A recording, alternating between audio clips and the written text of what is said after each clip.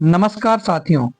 MP वर्ग 3 की चयन परीक्षा जो कि अभी 2025 में ही आयोजित हुई थी, उसके परीक्षा परिणाम का इंतजार अभ्यर्थी कर रहे हैं और आपका जो परीक्षा परिणाम है वो जनवरी के अंत में अथवा फरवरी के प्रारंभ में आने की पूरी पूरी उम्मीद है।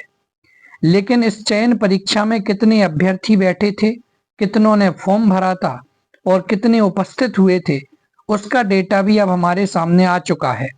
और किस कैटेगरी से कितने अभ्यर्थियों ने फॉर्म भरा था और कितने पेपर देने गए और इसका कंपटीशन कितना है, वो सारी बात हम यहाँ से करने वाले हैं।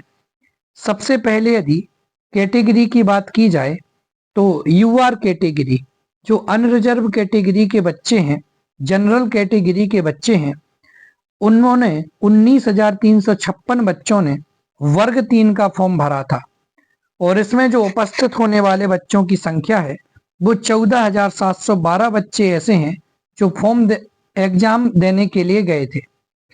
ईडब्ल्यूएस कैटेगरी से जिन बच्चों ने फॉर्म भरा था उनकी संख्या है 16,594 और वहां एग्जाम देने के लिए जितने बच्चे गए थे उनकी संख्या है 12,314।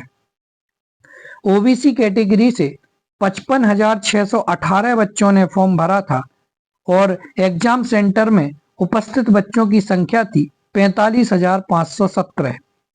वहीं एसटी कैटेगरी के अभ्यर्थियों की बात करी जाए तो 4,987 बच्चों ने फॉर्म भरा था और 4,227 बच्चे वहां पर पेपर देने के लिए उपस्थित हुए थे।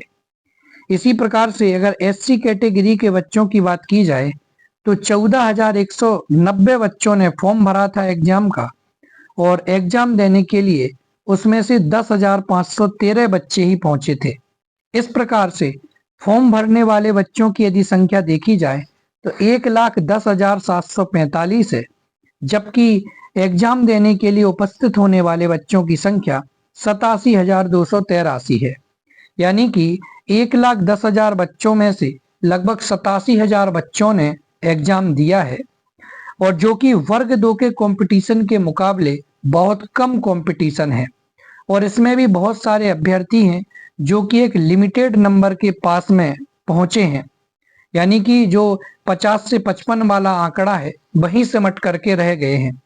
क्योंकि इस बार जो परीक्षा का पैटर्न है वो थोड़ा सा अलग आया था। अभ्यर्थियों ने कल्पना नहीं की थी कि इस प्रकार का नया पैटर्न हमें देखने को मिल सकता है। अभ्यर्थियों ने उम्मीद की थी वही पुराना घिसा पिटा पैटर्न आएगा, जबकि इस बार थोड़े से प्रश्न अच्छे स्तर के थे। इस कारण से ज्यादातर बच्चे एवरेज मार्क्स के ऊपर आकर के सिमट गए हैं। फिर भी इसका जो कंपटीशन है वर्ग 3 का, ये वर्ग 2 की तुलना में काफी कम है और 6 से 7 बच्चों के ऊपर एक सीट बैठ रही है।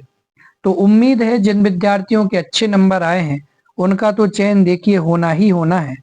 बाकी आपको ये वर्ग 3 का डेटा आपकी उम्मीद के मुताबिक लगा?